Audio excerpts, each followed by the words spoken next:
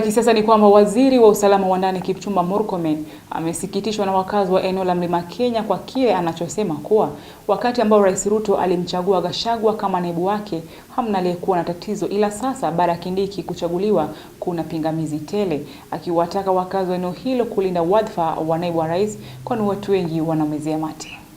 Siasa za ni nani atakayekuwa mgombea wa urais wa Rais Ruto mwaka 2027 zinapoendelea kushika kasi, waziri wa usalama wa ndani Kipchumba Murkomen amewataka wakazi wa eneo hili kumuunga mkono naibu wa rais Profesa Kithure Kindiki, kwani wadhifa huo unamezewa na watu wengi. Nyinyi wengine niliona MPs wanapiga kelele wakati inasemekana watu wengine huko wanasema tunataka deputy president, tunataka deputy president. Nikaona watu ya hapa kina Karemba wanasema hapana. Mimi nawaambia hawa, unajua msichana mzuri mwenye hajaolewa, kila mtu anajaribu bahati yake. Lakini kama uko nayo, wewe mwenyewe wako ndani, ashakuja karibu na wewe, lazima uchunge. Asikuwe enticed na mtu mwingine. Waziri pia ameonekana kusikitishwa na wakazi wa Mlima Kenya kwa anachosema kuwa wakati ambao Rais Ruto alimteua Rigathi Gachagua kama naibu wa rais hamna aliyekuwa na tatizo, ila sasa baada ya Kithure Kindiki kuchaguliwa kuna upingamizi mwingi.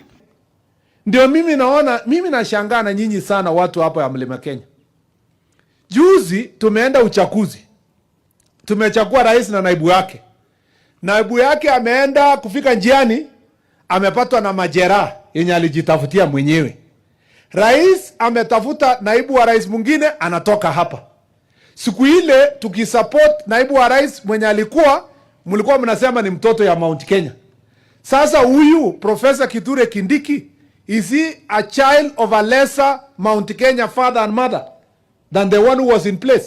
Alizungumza haya akiwa katika kaunti ya Embu wakati ambao viongozi wa eneo hilo waliendelea kushikilia kuwa watakwama serikalini na wataendeleza siasa wanazosema ni za amani. Ya kwanza ni tumeendelea kuweka amani kama watu wa constituency hii. Na tumesema sisi hata kama ni siasa, tutafanya siasa kwa njia ya amani. Kwa sababu vita haisaidii. Kanambara ni tedagia. Tumesema siasa yetu itakuwa ni siasa ya maendeleo na siasa ambayo tutafanya kwa amani. Kwa sababu amani kwa nchi yetu ni kitu kizuri. Katika Embu County tunakuomba uendelee kuleta transformer. Mambo ya Modern Market pale katika Embu County, pale Embu kuna watu walikuwa wanasema hapo chini kuna maji, hakuna kitu inajengwa, lakini saa hii serikali ya William imejenga Modern Market, soko kubwa ya 1.2 billion. Soko zingine kidogo karibu 10.